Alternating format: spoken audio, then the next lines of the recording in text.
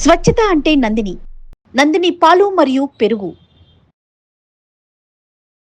నమస్కారం. శనివారం శని త్రయోదశి రాబోతుంది కదా, మరి ఈ రోజు ఎలాంటి నియమాలు పాటించాలి, ఎలాంటి పరిహారాలు చేస్తే బాగుంటుంది, ఏ రాశుల వారికి శని ప్రభావం ఉంది, ఏ రాశుల వారు ఎలాంటి పరిహారాలు పాటిస్తే ఈ ప్రభావం నుంచి బయటపడవచ్చు, మనకు తెలియజేయడానికి మనతో పాటు ప్రముఖ ఆస్ట్రాలజర్ బ్రహ్మశ్రీ నందిబట్ల శ్రీహరి శర్మ గురువు గారు ఉన్నారు. నమస్తే గురుగారు. వాగర్థావివ సంపృక్తౌ వాగర్థ ప్రతిపత్తయే జగతః పితరౌ వందే పార్వతీ పరమేశ్వరౌ. ఆదిత్యాయ చ సోమాయ మంగళాయ బుధాయ చ గురుశుక్ర శనిభ్యశ్చరాహవే కేతవే నమః. శృంగేరి జగద్గురు పీఠాధిపతులకి, కంచి పీఠాధిపతులకి నమస్కారములు తెలియజేసుకుంటూ కార్యక్రమాన్ని ప్రారంభిద్దాం. గురుగారు, శనివారం శని త్రయోదశి అత్యంత ప్రభావితమైన రోజని, ఈ రోజు పరిహారాలు పాటిస్తే గనుక ఆ శని భగవానుని సంతుష్టిని చేసుకోవచ్చు అని చెప్తా ఉన్నారు కదా. ముఖ్యంగా ఏ రాశుల వారికి శని ప్రభావం ఎక్కువగా ఉంది? అసలు మొత్తం డామినేషన్ ఈ మధ్య కాలంలో షడ్ఘ కుటుంబి తర్వాత ఆయనదే నడుస్తూ ఉంది. సో మరి ఆయన ఎలా సంతుష్టిని చేసుకోవడం, అసలు ఈ రోజు మనం ఏం చేయాలి, ఏం చేయకూడదు, ఎలాంటి పరిహారాలు పాటించాలి, దయచేసి తెలియజేస్తారా? తప్పకుండానమ్మా. మనకు గమనించుకున్నట్లయితే ఈ సంవత్సరం శని త్రయోదశులు కేవలం 4 మాత్రమే ఉన్నాయి. ఓకే, అందులో 2 అయిపోయాయి. ప్రతి సంవత్సరం ఎన్ని ఉంటాయి గురుగారు? దాదాపుగా 6 నుంచి 8 దాకా ఉంటాయి. కానీ ఈ సంవత్సరం చాలా తక్కువగా ఉన్నాయి. 4 వచ్చి అందులో 2 అయిపోయాయి. ఇప్పుడు మే 24వ తారీఖు నాడు వచ్చేది 3వది, మళ్ళీ అక్టోబర్లో వస్తుంది ఇక 4వది. ఇక తర్వాత ఇంకా శని త్రయోదశులు ఈ 2025వ సంవత్సరంలో లేవు. అయితే ఈ రోజుని సద్వినియోగం చేసుకోవాలి. పైగా విశిష్టత ఏంటంటే వైశాఖ మాసము విష్ణువుకి సంబంధించినటువంటి మాసము. అందున విష్ణువుకి తోడల్లుడుగా శని భగవానుడు కాబట్టి చాలా ప్రసన్నత పొందుతాడు. శివప్రియుడే. కానీ ఇక్కడ ప్రధానంగా శని యొక్క అనుగ్రహం పొందడం కోసం అమావాస్య ముందు వచ్చే త్రయోదశి తిథి చాలా గొప్పది. అయితే త్రయోదశి తిథులలో చాలా రకాలుగా వస్తూ ఉంటుంటాయి. అంటే సూర్యోదయానికి త్రయోదశి తిథి ఉండేటువంటి శని త్రయోదశి ఒకటి ఉంటుంది, ప్రదోష కాల సమయానికి తిథి ఉండేటువంటిది శని త్రయోదశి. ఇందులో ప్రదోష కాలానికి స్పర్శ ఉన్నటువంటి త్రయోదశి తిథి చాలా మహిమాన్వితమైనటువంటిది. కాబట్టి ఇప్పుడు 24వ తారీఖు రోజున మే మాసంలో వచ్చేటువంటిది ఏదైతే త్రయోదశి తిథి ఉందో అత్యంత మహిమాన్వితమైనటువంటిది. మార్చి 29వ తారీఖు రోజున కుంభరాశి నుంచి శని మీనరాశిలోకి ప్రవేశం చేశాడు. కాబట్టి ఇప్పుడు కుంభము, మీనము, మేషరాశి వారికి ఏలిన నాడి శని ప్రభావం, ఇక మిథున రాశి వారికి కంటక శని ప్రభావం, సింహరాశి వారికి అష్టమ శని ప్రభావం, ధనుస్సు రాశి వారికి అర్ధాష్టమ శని దోష ప్రభావం, అలాగే కన్యా రాశి వారికి దాంపత్య దోష ప్రభావం, మరియు కర్కాటకము, వృశ్చిక రాశి వారికి యోగ శని ప్రభావం. వెరసి మేష, మిథున, కర్కాటక, సింహ, కన్య, వృశ్చిక, ధనుస్సు, కుంభ, మీన రాశుల్లో జన్మించినటువంటి వారికి ఈ శని ప్రభావం ఉంటుంది. ముఖ్యంగా శని నక్షత్రాల్లో జన్మించినటువంటి వారు, శని దశ మరియు శని అంతర్దశలలో ఉన్నటువంటి వాళ్ళు, అలాగే చర్మము, తోలు సంబంధమైనటువంటి పరిశ్రమలు, ఇనుము, స్టీలు రంగంలో ఉన్నటువంటి పరిశ్రమలు, ఏసీ రంగంలో ఉన్నటువంటి పరిశ్రమలు, మట్టితో చేసేటువంటి పరిశ్రమలు ఏవైతే ఉంటాయో అవన్నీ కూడా ఈ సంబంధించినటువంటి వృత్తుల్లోకి వస్తాయి. ఈ యొక్క శని ప్రభావం వలన కలిగేటువంటి నష్టములు ఏంటి అంటే, చాలామంది తిట్టుకుంటూ ఉంటుంటారు, ఈ శని తగిలినట్టు తగిలాడరా ఎవరైనా మనం వెంటబడుతూ ఉంటుంటే, అంటే కర్మదోషము పట్టుకుంటుంది. చాలామంది ఇంతకుముందు అన్నట్టుగా బాధపడుతుంటారు. ఆ బాధలో శని భగవాన్ని తిట్టేసేస్తుంటారు, ఇది ఎక్కడి కష్టం రా, ఈ శని ఇట్లా చేస్తున్నాడు ఏం రాని. కానీ వాస్తవానికి చెప్పాలంటే మనం ఈ శని ప్రభావం ఎందుకు ఎంటర్ అవుతుంది అంటే, కర్మ సిద్ధాంత ప్రకారం చూసుకుంటే మనము పుట్టిన దారభ్యత, జ్ఞాత అజ్ఞాతశ్చ, జ్ఞానము అజ్ఞానము అంటే తెలిసి లేదా తెలియక చేసినటువంటి పాపకర్మల ప్రభావం వెంబడే మనం అనుభవించాము. ఈ ప్రభావం ఎప్పుడు అవుతుందంటే, ఇది కూడుకొని వడ్డీతో సహా మనకు శని సంచారం జరుగుతున్నటువంటి సమయంలో దోష స్థానంలో ఉన్నప్పుడు ఆ శని ప్రభావము గతంలో చేసినటువంటి పాప పనుల వల్ల వడ్డీతో సహా మనం తీర్చుకుంటాం. అంటే ఏమవుతుంది, ఆ పాపకర్మల ప్రభావం వల్ల కష్టాలు ఎదురవుతుంటాయి. కాబట్టి ఈ శని ప్రభావం వలన కష్టాలు వస్తుంటాయి. గత జన్మ కర్మదోషాలు ఈ జన్మలో చేసినటువంటి ప్రభావాలు అని చెప్పవచ్చు. అందుకనే మనము ఈ శని భగవానుడికి సంబంధించినటువంటి పరిహారాల్లో అనేకంగా ఉన్నాయి. సాధారణమైనటువంటి పరిహారాలు చేసుకొని కూడా శని ప్రభావాన్ని మనం తగ్గించుకోవచ్చు. ఏంటా పరిహారాలు అని అన్నప్పుడు అయితే ముఖ్యంగా ఏ రాశులకి అంటే ఈ చెప్పినటువంటి మేష, మిథున, కర్కాటక, సింహ, కన్య, వృశ్చిక, ధనస్సు, కుంభ, మీన రాశుల్లో జన్మించినటువంటి వారికి ప్రధానంగా శని ప్రభావం ఉంటుంది. ఏమవుతుంది శని వల్ల అంటే ముఖ్యంగా ధనాన్ని నష్టపోతారు, అనారోగ్య సమస్యలు బయటపడుతూ ఉంటుంటాయి. అలాగే కింది స్థాయి వాళ్ళతో ఇబ్బందులు పడుతూ ఉంటుంటాం. అనవసరంగా మనం ఎవరికి ఒక రూపాయి అప్పు ఇవ్వము, కానీ ఈ శని ప్రభావం అడిగిన వెంటనే ఎవరికైనా అప్పులు ఇస్తాం, అవి తిరిగి రాకుండా ఉంటాయి. చేసిన అప్పుని తిరిగి తెచ్చుకోలేకపోతుంటాము, ఉద్యోగాలు కోల్పోతుంటాం, వ్యాపారంలో నష్టం వస్తుంటుంది. అలాగే అనేక రకాలైనటువంటి పనులు ఏదైతే మనం మొదలు పెడతామో అప్పటి వరకు స్పీడప్గా ఉండి ఈ శని ప్రభావం రాగానే డౌన్ఫాల్ నెమ్మదిగా అవుతుంటుంది. కొంతమంది స్టాక్స్లలో పెట్టుబడి పెడతారు, డబ్బులు బాగా వస్తాయి, ఫిబ్రవరిలో, మార్చిలో వచ్చుంటాయి. ఏప్రిల్ నెలకు వచ్చేసరికి ఎందుకు కొంతమందికి డబ్బులు తగ్గిపోతుంటుంటాయి, అసలు నష్టపోతుంటారు అని అంటే శని ప్రభావం.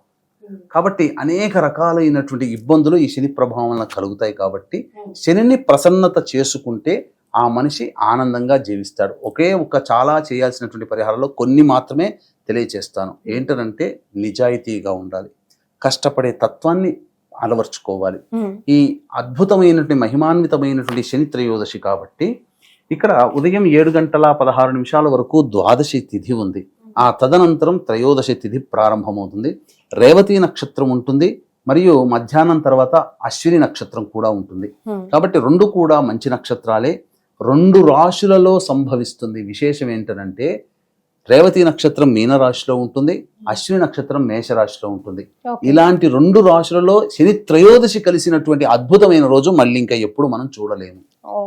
ఎందుకంటే ఒకే నక్షత్రము ఒకే రాశిలో ఉంటుంది, కానీ 2 రాశులలో ఈ శని త్రయోదశి అనేటువంటి ప్రభావం ఉండడం వల్ల ఈ 2 కూడా ఏలిన నాటి శని ప్రభావానికి గురయ్యేటువంటి రాశులే. మీనములో రాశి రేవతి నక్షత్రం మీనరాశిలో ఉంటుంది, జన్మ శని అంటారు. తర్వాత అశ్విని నక్షత్రం మేషరాశిలోకి వస్తుంది, కాబట్టి కుటుంబ శని అని అంటారు. కాబట్టి వ్యయ శని, మేషరాశి వారికి వ్యయ శని, అలాగే రేవతి మీనరాశి వారికి జన్మశని ప్రభావం ఉంటుంది. కాబట్టి ఇది అత్యంత విశేషమైనటువంటి ప్రభావవంతమైనటువంటి రోజుగా చెప్పవచ్చు ఈ సంవత్సరం ఉన్నటువంటి శని త్రయోదశిలలో. ఇక పరిహారాలకు వచ్చేసరికి 7:54 లేదా 7:40 వరకు కూడా దుర్ముహూర్తం ఉంటుంది. కాబట్టి స్నానం ఆచరించి 8 గంటలకల్లా దేవాలయానికి చేరుకొని చక్కగా స్వామికి అంటే నవగ్రహాల చుట్టూ శివాయ నమః అంటూ 27 ప్రదక్షిణలు చేసి చక్కగా నల్లటి బట్ట కట్టి నల్లటి ఒత్తితో నల్ల నువ్వుల నూనెతో ఇనుప ప్రమిదిలో కానీ మట్టి ప్రమిదిలో కానీ వేసినటువంటిది దీపారాధన చేసి శివాయ నమః అంటూ 27 ప్రదక్షిణలు చేసిన తర్వాత శనికి తైలాభిషేకం చేయాలి. ఇక్కడ మీరు ఏవైనా చెయ్యగలిసినటువంటివి గుర్తుంచుకోవాల్సిన పాయింట్స్ అనేటువంటివి మనం చెప్పుకున్నాం. అందులో ప్రధానంగా ఉన్నటువంటిది ఏంటంటే ఆ అభిషేకం చేసేటప్పుడు కానీ అర్చన చేసేటప్పుడు కానీ ఏ పూజ ఆ శని భగవానుడి విగ్రహం ముందర చేస్తుంటామో ఆ శని భగవానుడి కళ్ళల్లో కళ్ళు పెట్టి చూడకూడదు, మొహం వైపు చూడకూడదు. ఎందుకంటే మనం ఎప్పుడైతే శని విగ్రహంలో ఆ ముఖాన్ని చూస్తామో ఆ శని యొక్క తీక్ష్ణ దృష్టి మనపై పడుతుంది. కాబట్టి తలకాయ ఉంచుకొని ఆ స్వామికి అర్చన చేసుకోవాలి, అభిషేకం చేసుకోవచ్చు. శివాయ నమః ఓం లేదా ఓం ప్రాం ప్రీం ప్రౌం సహ శనైశ్చరాయ నమః అంటూ అభిషేకం చేసుకోవచ్చు. తర్వాత మర్రి చెట్టులో శివాయ నమః అంటూ 27 ప్రదక్షిణలు చేసి మర్రి చెట్టు కానీ లేదా రావి చెట్టు కానీ చేసి చక్కెర కలిపినటువంటి పాలని ఆ యొక్క మొదట్లో వేయాలి రావి చెట్టు దగ్గర. ఇంకా విశేషంగా ఉంటే ఒక 1/4 కిలో నల్ల నువ్వులు తీసుకొని ఒక రాశిగా పోసి దాని మీద నల్ల నువ్వులతో దీపారాధన చేసి అక్కడ శని పంజర స్తోత్రము 19 సార్లు పారాయణం చేస్తే చాలు. చాలా మటుకు ఈ శని ప్రభావం నుంచి బయటపడతారు. ఇక ప్రదోషకాల సమయం కూడా మనం చెప్పుకున్నాం కదమ్మా. ప్రదోషకాల సమయంలో శని భగవానునికి చాలా విశేషంగా చేసుకోవాలి. ముఖ్యంగా కొన్ని పరిహారాలు ఉన్నాయి. అయితే కొంతమంది దేవాలయాల్లో కాలభైరవుడు కూడా ఉంటాడు. కాబట్టి ఈ రోజున అనగా 24వ తారీఖు శనివారం త్రయోదశి తిథి ఉన్నటువంటి రోజున ఎవరైతే కాలభైరవునికి కానీ ఈశ్వరుని కానీ త్రయోదశి తిథి ఉన్నటువంటి సమయంలో కనుక మళ్ళీ అర్చన అభిషేకాదులు ఎవరైతే చేస్తారో వాళ్ళకి సంపూర్ణంగా శని ప్రభావం నుంచి బయటపడతారు. కాబట్టి ఇక్కడ ఛాయామూర్తి దానములు కూడా కొన్ని చేయాలి శని త్రయోదశి రోజున. అయితే వీక్షించేటువంటి ప్రేక్షకులు ఈ వివరాలు తెలుసుకునే ముందు ఇట్టి మహిమాన్వితమైనటువంటి అనగా 2 రాశులలో శని త్రయోదశి ఉంటుంది ఈ యొక్క సంవత్సరం మే 24వ తారీఖు రోజున. కాబట్టి మీన, మేష, మిథున, కర్కాటక, సింహ, కన్య, వృశ్చిక, ధనుస్సు, కుంభరాశుల్లో జన్మించినటువంటి వారికి శనిదోష పరిహారార్థమై శనీశ్వర హోమము, అఘోర పాశుపత మంత్ర హోమం, కాలభైరవ హోమంతో పాటు వివాహం కాని అబ్బాయిలకి అమ్మాయిలకి సంబంధించి హోమాది కార్యక్రమాలు జరిపించి, ముఖ్యంగా అనారోగ్య సమస్యలకి మృత్యుంజయ హోమం కూడా జరిపించి, శక్తిపాతము చేయబడినటువంటి ఈ శంకరుంగలీమాలని మీకు పూజ చేసి ఇవ్వడం జరుగుతుంది. ఇది పూజలో నమోదు చేసుకున్న వాళ్ళకి అందిస్తున్నాం తప్ప కేవలం మాల కోసము జరగట్లేదు. ఇదొక్కటి నియమాన్ని గమనించుకోండి. అవకాశం ఉన్న వాళ్ళు కార్యక్రమ తదనంతరం కాంటాక్ట్ చేసి శక్తిపాతము చేయబడినటువంటి శంకరుంగలీమాలని ఎలా పొందాలో వివరాలు తెలుసుకోవచ్చు. ఇక దానముల విషయాలకు వచ్చేసరికి మధ్యాహ్నము 1:40 నుంచి 2:40 మధ్య కాలంలో శనిహోర ఉంటుంది. ఆ శనిహోరలో చక్కగా బ్రాహ్మణుడికి నల్లటి వస్త్రము, నల్ల నువ్వులు, ఇనుప బాణి, అలాగే ఇనుప వస్తువుల్ని దానం చేయవచ్చు. లేదు పారిశుద్ధ్య కార్మికులకి కిచెన్ సామాన్లు కానీ, కనీసం టీ తాగడానికి ఏవైనా పైసలు డొనేట్ చేయడం కానీ, అనాథలకి, వికలాంగులకి, మానసిక శారీరక వికలాంగులకి తినే పదార్థాలు దానం చేస్తే చాలు. ఇక అవకాశం ఉంటే ఆ రోజు ఉపవాసం ఉండండి, లేకపోయినా పర్వాలేదు. కానీ ప్రదోషకాల సమయానికల్లా కూడా ఆ దేవాలయానికి, శివాలయానికి చేరుకోవాలి. ఈ ప్రదోషకాల సమయంలో ఛాయా దానం అనేటువంటిది చెయ్యాలమ్మా. అంటే ఏంటి గురుగారు? అంటే ఒక ఇనుప బాణీలో ఆవ నూనె తీసుకొని పడమర వైపుగా ఫేస్ పెట్టి ఆ ఆవ నూనెలో మన ఫేస్ చూడాలి.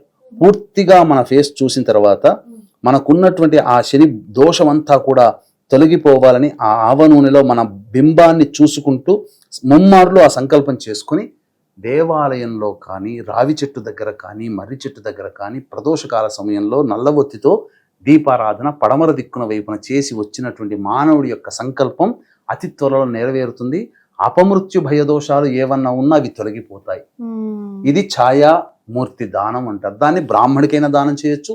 ఎవరు ఆ ఇనుప బాణిలో ఉన్నటువంటి ఆవ నూనెను ఎవరూ తీసుకోలేని వాళ్ళైతే దేవాలయంలో ఎక్కడైనా కానీ పడమర దిక్కుగా, లేదా రావి చెట్టు దగ్గరైనా, మర్రి చెట్టు దగ్గరనైనా పడమర దిక్కుగా ఉండి దీపారాధన చేసి రావచ్చు. ఇక తదనంతరం ప్రదోషకాల సమయంలో కాలభైరుడికి ఆవ నూనెతో అభిషేకం, లేదా ఈశ్వరుడికి ఆవ నూనెతో అభిషేకం అన్న జరిపించి నీలిరంగు పుష్పాలతో కానీ, నీలిరంగు చామంతి లేదా శంఖు పుష్పాలతో కానీ అర్చన చేసినట్లయితే అటువంటి వ్యక్తికి అటువంటి ఇంకా ఏ రకమైనటువంటి శని దోషములు కూడా ఉండవు. ముఖ్యంగా ఆవ నూనె దొరకని వాళ్ళకి మంచి నీటిలో కొన్ని నల్ల నువ్వులు వేసి ఆ నల్ల నువ్వులతో కలిపినటువంటి నీటితో కూడా ఈశ్వరుడికి లేదా కాలభైరుడికి అభిషేకం చేయవచ్చు. ఇది అంటే శక్తి ఉంటుంది. లేని వాళ్ళు కూడా అతి సులభమైనటువంటి పరిహారము ఇది చేసుకునేటువంటిదమ్మా. కాబట్టి చక్కగా ఇటువంటి నియమాన్ని ఆచరించినటువంటి వాళ్ళకి తప్పకుండా ఆ యొక్క శని దోష ప్రభావం అనేటువంటిది తొలగిపోయి ఆనందంగా జీవిస్తారు.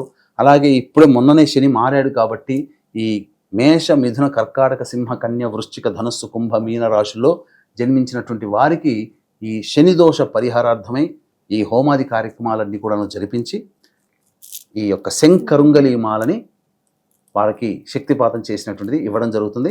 సాయంకాలం పూట ప్రారంభమవుతుంది. అలాగే సోమవారం అమావాస్య రోజున కూడా ఇటువంటి కార్యక్రమాలు విశేషంగా జరపబడతాయి. ఆ సోమవతి అమావాస్య రోజున కూడా నమోదు చేసుకున్నటువంటి వాళ్ళకి ఈ శంకరుంగలి మాలను కూడా ఇవ్వడం జరుగుతుంది. ఎప్పుడవుతుంది అది? 26వ తారీఖు రోజున సోమవతి అమావాస్య ఉంది.